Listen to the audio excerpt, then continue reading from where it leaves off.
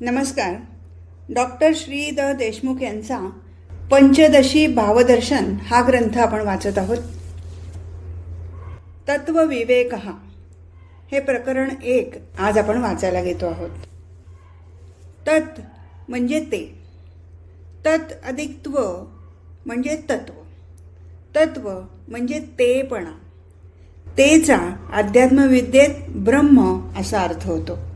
तत्व म्हणजे ब्रह्मपणा किंवा स्वरूप. तत्त्वम असि या प्रसिद्ध महावाक्यात, हे छांदोग्य उपनिषदाचं वाक्य आहे, ते स्वरूप तू आहेस असे म्हटले आहे. विवेक ह्या शब्दात विच हा धातू असून त्याचा वेगळे करणे, पृथक्करण करणे असा अर्थ आहे. विवेकात विचारपूर्वक निवड करणे अभिप्रेत आहे. निवडीसाठी किमान 2 पदार्थ लागतात. अद्वैत वेदांतामध्ये तत्व म्हणजे स्वरूप ते एकमेव अद्वितीय असल्याने खरे तर निवडीला वावच नाही. पण अब्जावधी लोकांना सर्वत्र भेदाचा किंवा द्वैताचा अनुभव येत असल्याने त्या अफाट पसाऱ्यातील सत्यरूप ब्रह्म निवडावे लागते. त्याशिवाय जीवाचे म्हणजे माणसाचे खरे समाधान कधीच होत नाही असे सर्व ज्ञाते व संत सातत्याने सांगत आले आहेत. दिसणारा अफाट पसारा मायामय असून सुखरूप ब्रह्मच सत्य असल्याने तो पसारा विचाराने दूर सारून ब्रह्माची निवड करावी असे तत्वविवेकाचे स्वरूप आहे. ग्रंथारंभीचे मंगलाचरण. नमः श्री शंकरानंद गुरु पादांबु जन्मने सविला समहा मोह ग्राह ग्रासैक कर्मणे. अर्थ आहे, मूळ अविद्यारूप मगरीचा म्हणजे तिच्या अविद्येच्या कार्यरूप पसाऱ्यासह नाश करणे हे ज्यांचे मुख्य कार्य आहे त्या श्रीमद शंकरानंद श्री गुरुच्या चरणकमलाला माझा नमस्कार असो.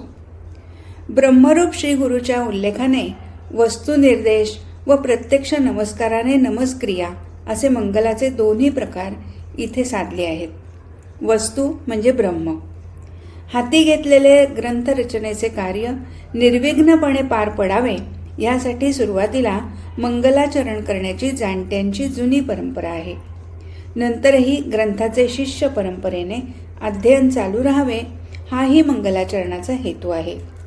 शंकरानंद या गुरूंच्या नावातच काही बोधछटा सहज व्यक्त होतात. शम करोती ती शंकरः म्हणजे जे शाश्वत कल्याण करतात ते शंकर नावाचे श्रीगुरु होत. मोक्षप्राप्तीनेच शाश्वत कल्याण होते, अन्य ऐहिक उपायांनी ते होत नाही. या मोक्षाचे स्वरूप किंवा अद्वैत शिष्याला समजून सांगण्याचे काम अत्यंत बिकट असल्याचे ते स्पष्टपणे म्हणतात. न मनो न विद्मो न विजानीमो केनोपनिषद. आणि जे जाणले जाते त्याहून ते वेगळे व न जाणले जाते त्याहूनही पलीकडे आहे. पंचदशी ग्रंथात हे बिकट कार्य सिद्धीला नेण्याचा प्रयत्न केला आहे. श्री गुरु आनंदरूप असून आनंद हा भोगता, भोग्य व भोग या त्रिपुटी वाचून असतो. तो आनंद शिष्याला मिळावा असे त्याच्या उपदेशात सामर्थ्य असते. ज्याला तो आनंद हवा आहे त्याने आपल्या हृदयाच्या चौरंगावर श्री गुरुच्या चरणकमलांची स्थापना करून त्यांची उपासना करावी असे श्री ज्ञानदेव सांगतात. दृश्य जगत हा अविद्येचा कार्यरूप विलास असून जीवाच्या ठिकाणी असलेली अविद्या त्याला मोह निर्माण करून ते जग सत्य असल्याचा निश्चय करून देते. या मोहरूप मगरीचा नाश करण्याचे महान कार्य श्री गुरु करतात. अधिकाराला बोध होण्यासाठी तत्वविवेक. तत्पाद अंबुरू हदंत्व सेवा निर्मल चेतसा सुखबोधाय अयम तत्वस्य विवेकः विधीयते. अर्थ, त्या श्रीगुरूंच्या दोन्ही चरणकमलांची सेवा करून ज्याचे चित्त शुद्ध झाले आहे त्यांना सहजपणे बोध व्हावा म्हणून हा तत्वाचा विवेक केला जात आहे. श्री गुरुच्या उपदेशाचे पालन करणे व त्यांची व्यक्तिगत सेवा करणे असे चरणकमलाच्या उपासनेचे स्वरूप आहे. कर्म उपासनादी उपदेशाचे पालन करून चित्त शुद्ध व शांत होऊन सेवेने श्रीगुरु प्रसन्न झाल्यानंतर ते जगत, जीव, ईश्वर व ब्रह्म यांचे स्वरूप समजून सांगतात व महावाक्याच्या उपदेशाने शिष्याला कृतार्थ करतात. ह्या चारपैकी ब्रह्म हे सत्य असून त्याची निवड करण्यासाठी व ती करता यावी म्हणून महावाक्याचा उपदेश असतो. हा उपदेश 5व्या प्रकरणात आहे. हे सर्व उद्देश मनात धरून तत्वविवेक केला जात आहे. अद्वैत सिद्धीच्या हेतूने ज्ञानात अद्वैत असते अशी विषयाला सुरुवात करतात. मी श्लोक वाचायच्या ऐवजी अन्वय वाचते. जागरे शब्दस्पर्शादयः वैचित्र्यात पृथक् वेद्याः ततः विभक्ता तत्संवित ऐक्यरूप्यात न भिद्यते. अर्थ आहे, जागृत अवस्थेत शब्द, स्पर्श इत्यादी विषय वेगवेगळे असल्याने परस्परांहून भिन्न आहेत, पण त्यांच्याहून वेगळी असणारी संवित एकच असल्याने तिच्यामध्ये वेगळेपण नाही. विषयांचा स्थूल किंवा स्पष्ट भोग असलेल्या जागृतीमध्ये त्या त्या इंद्रियांना त्यांच्या त्यांच्या विषयाचे ज्ञान होते. ह्या अवस्थेत शब्द, स्पर्श इत्यादी विषय एकमेकांपासून वेगळे आहेत. आकाशाचा गुण असलेला शब्द कानांनी ऐकू येतो, वायूचा गुण असलेला स्पर्श त्वचेच्या माध्यमातून कळतो इत्यादी. पण त्यांचे होणारे ज्ञान मात्र ज्ञानच असते, ते शब्द किंवा स्पर्श नसते. रूप हा डोळ्यांचा विषय आहे, म्हणजे डोळ्याने रूप दिसते. रूपे शेकडो दिसली तरी त्याचे होणारे ज्ञान एकच आहे.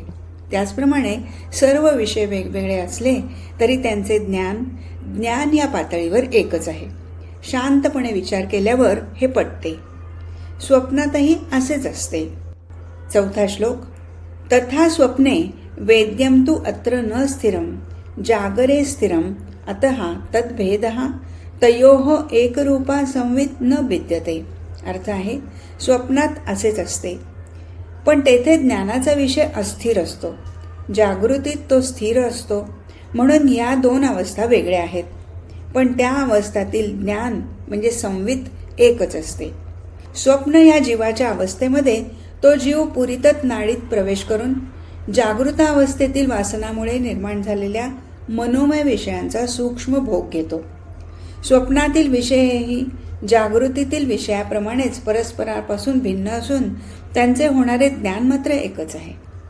जागृती व स्वप्न या अवस्था वेगळ्या मानण्याचे कारण म्हणजे जागृतीतील विषय स्थिर असतात व स्वप्नातील अस्थिर किंवा क्षणिक असतात.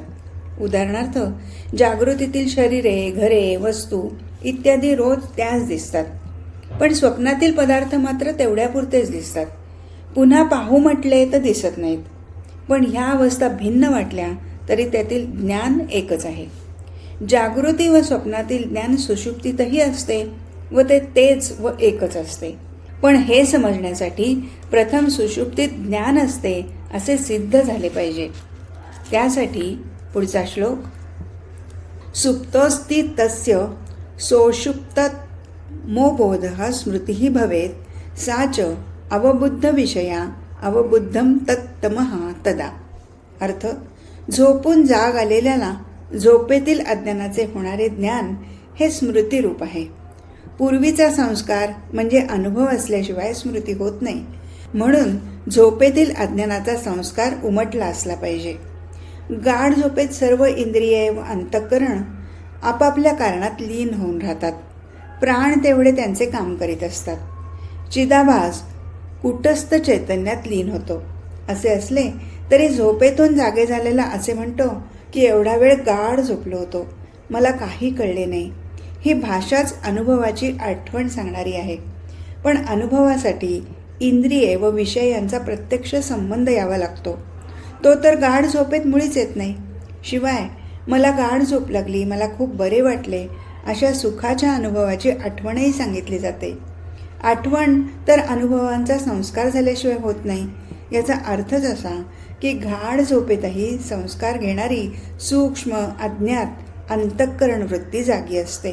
म्हणजेच जे ज्ञान जागृती व स्वप्नात असते तेच संविदरूपी ज्ञान गाढ झोपेतही असते. तिन्ही अवस्थातील बोध म्हणजे ज्ञान एकच. 6वा श्लोक. सह बोधः विषयात भिन्नः स्वप्नबोधवत न बोधात एवं स्थानत्रये अपि संवित एका तद्वत दिनांतरे.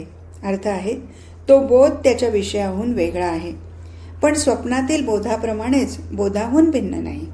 याप्रमाणे तिन्ही अवस्थातील संवित एकच आहे. दुसऱ्या दिवशी म्हणजे पुढेही ती तशीच असते. झोपेत अज्ञानाचे झालेले ज्ञान जागृतीत आठवणीच्या रूपाने सांगितले जाते. म्हणून ज्ञान हे अज्ञानाहून भिन्न आहे. हे ज्ञान जागृती व स्वप्नात असते. गाढ झोपेत चिदाभास आत्मरूप होत असल्याने जीवही तेवढ्यापुरता आत्मरूप होतो, ज्ञानरूपच होतो. त्याला साक्षी म्हणतात.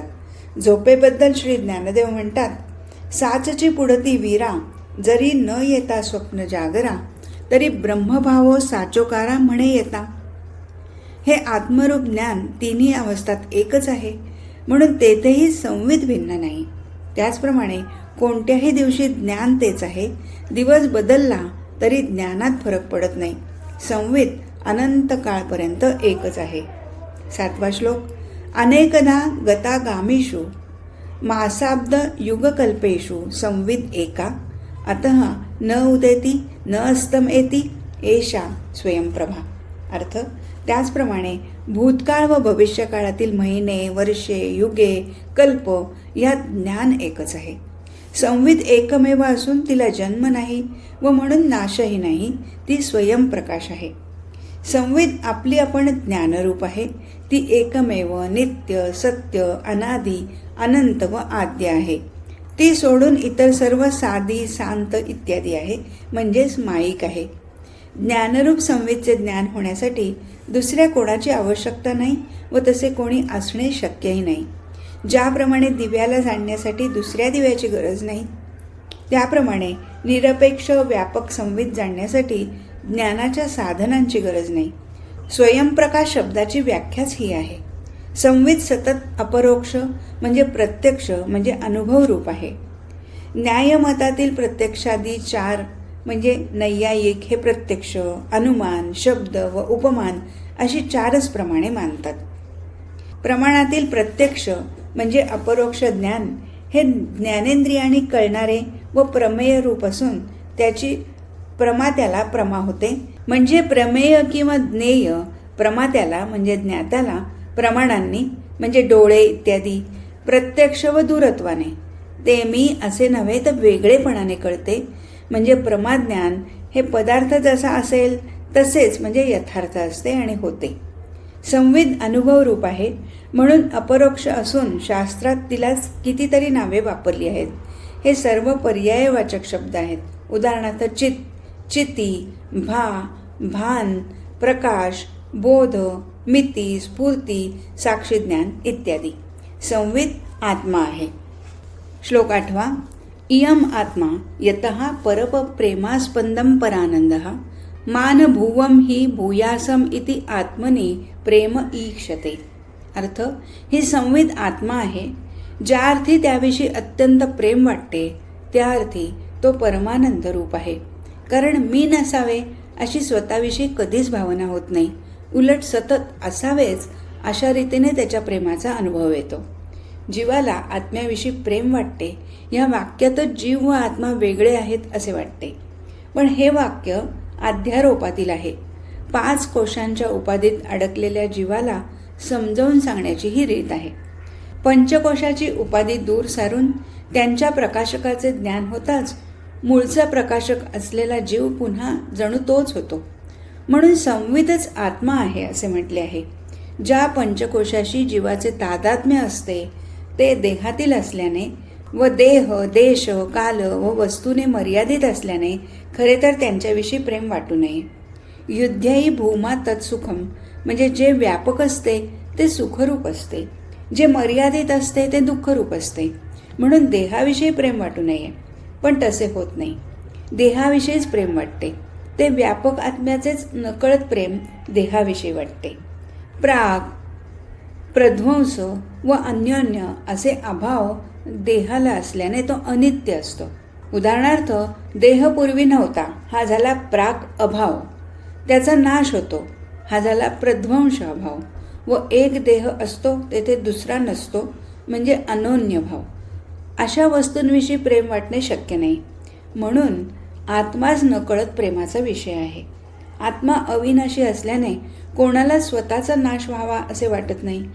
आत्महत्या करणारा माणूसही सुखाच्या आड येणारे शरीर व मन नष्ट करतो. म्हणून सुखावरील प्रेम हे शरीरावरील प्रेमापेक्षा अधिक आहे. आत्मा सुखरूप आहे. आनंदरूप आत्मा परमप्रेमाचा विषय आहे. 9वा श्लोक. अन्यत्र यत प्रेम तत् आत्मार्थम एवं आत्मनि अन्यार्थम न अतः तत्परम तेन आत्मनः परमानंदता. दुसऱ्या ठिकाणी जे प्रेम असते ते आत्म्यासाठीच असते, पण आत्म्यावरील प्रेम दुसऱ्यासाठी नसते, म्हणून ते सर्वात श्रेष्ठ आहे. आत्मा परमानंद रूप आहे हे यावरून सिद्ध झाले. याज्ञवल्क्य मैत्रेयी संवादात म्हणजे बृहदारण्यक उपनिषदात हा विषय स्पष्टपणे मांडला आहे. स्वतःचे शरीर, घर, स्त्री, पुत्र, कन्या, मित्र, देश इत्यादी स्वतःहून वेगळे आहेत. त्यांच्यावरील प्रेम त्यांच्यासाठी नसून स्वतःसाठी असते. या सर्वांसाठी केले जाणारे कष्ट स्वतःवरील म्हणजे आत्म्यावरील प्रेमासाठी असतात.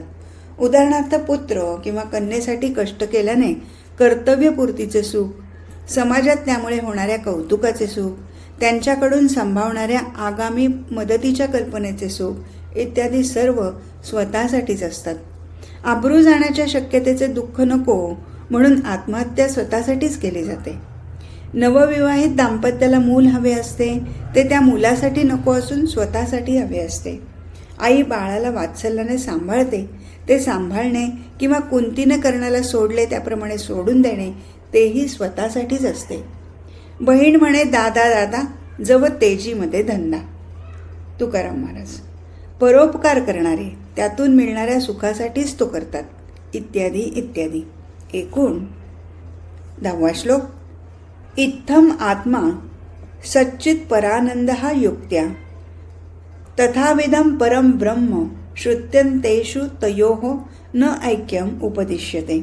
अर्थ आहे, अशा रीतीने आत्मा सच्चित व परमानंद रूप आहे असे विचाराने सिद्ध झाले. तसेच उपनिषदे परब्रह्माचे वर्णन करून आत्मा ब्रह्म आहे असे सांगतात. आत्मा सच्चिदानंद आहे असे विचाराने निश्चित होत असेल तर उपनिषदांची गरज काय? तर उपनिषदे परब्रह्माचे वर्णन करून आत्मा ब्रह्मरूप आहे असे समजावून सांगून जीवाला व्यापक आत्म्याचे ज्ञान सांगतात. संविद नित्य आहे, संविदच आत्मा आहे, आत्मा सच्चित रूप आहे, आत्मा परमानंद रूप आहे इत्यादी प्रकारे श्रुती सांगतात. त्या विचारात न घेताही जीवनातील अनुभवावरून तो परमप्रेमाचा विषय आहे असे 9व्या श्लोकात सांगितले आहे. हाच आत्मा तत्त्वमसी महावाक्यातील त्वम पदाचा लक्षार्थ आहे. तत्पदाचा लक्षार्थ ब्रह्म असल्याने आत्माच ब्रह्म आहे असा सरळ निष्कर्ष निघतो. याचा विसर पडला की जन्म मरणाच्या फेऱ्यात पडावे लागते. या विसराला अनादी अनिर्वचनीय अज्ञान म्हणतात. अज्ञानाच्या नाशाला मोक्ष म्हणतात. मोक्षाची इच्छा करणारा त्वमपदवाच्य जीव असतो.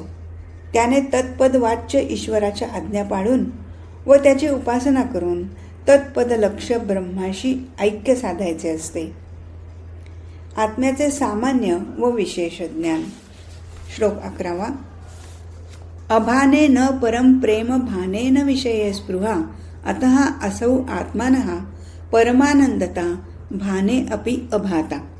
अर्थ आहे, जर आत्म्याचे भान असते तर तो परमप्रेमाचा विषय झाला नसता. उलट आत्मा परमानंद रूप आहे असे भान असते तर विषय सुखाची इच्छा झाली नसती. म्हणून आत्म्याचे परमानंदत्व कळूनही न कळणारे आहे. कोडे घातल्यासारखी ही मांडणी आहे. जे माहीतच नाही त्यावर सर्वात अधिक प्रेम कसे असेल? आणि तो परमानंद रूप आहे हे ज्ञान असेल तर विषयाच्या फुटकळ सुखाची इच्छाच होणार नाही. आत्मनस्तु कामाय सर्वं प्रियं भवती हे श्रुतीतील सत्यही व्यवहारात दिसते व सर्वांना परोपरीने अधिकाधिक विषयांची सुखे हवी असतात असेही दिसते.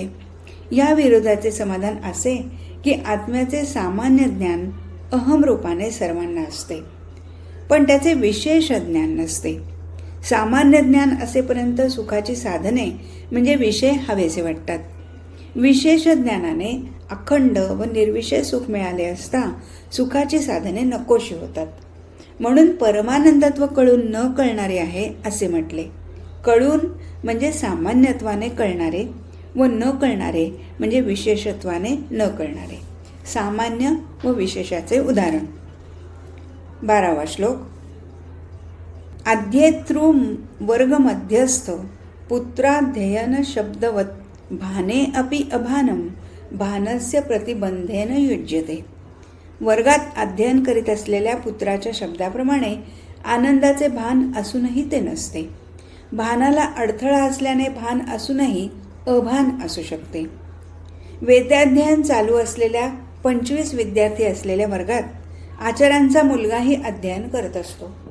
त्याचा आवाज वेगळा असूनही इतरांच्या आवाजात तो त्यांना ओळखू येत नाही. म्हणजे त्याचा आवाज सामान्यत्वाने असूनही विशेषत्वाने कळत नाही. हा त्याचा आवाज असे कळत नाही. त्याप्रमाणे सर्वांना अहम रूपाने आत्म्याचे सामान्य भान असले तरी अहमात्मा असे विशेष भान नसते. याविषयी ज्ञानदेव म्हणतात, येरवी सर्वांच्या हृदयेशी मी अमुका आहे ऐशी, हे बुद्धीस्फुरे अहर्निशी ते वस्तुगामी.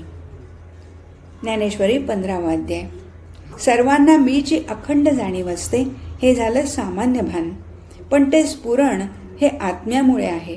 तो आत्मा मी आहे हे विशेष भान नसते. या उपाधी माझी गुप्त चैतन्य असे सर्वगत ते तत्वज्ञ संत स्वीकारिती. ज्ञानेश्वरी अध्याय 2 126वी ओवी. या पूर्ण शरीरात आत्मा गुप्त रूपाने म्हणजे सामान्यपणे व्यापून आहे. पण त्याचा विशेष अनुभव फक्त संतांनाच येतो. जसा घरातील भिंतीवर सामान्यपणे सूर्याचा प्रकाश असतो, पण भिंतीवरील त्याचाच कवडसा विशेषत्वाने भासतो. या अनुभवातील अडथळा. 13वा श्लोक.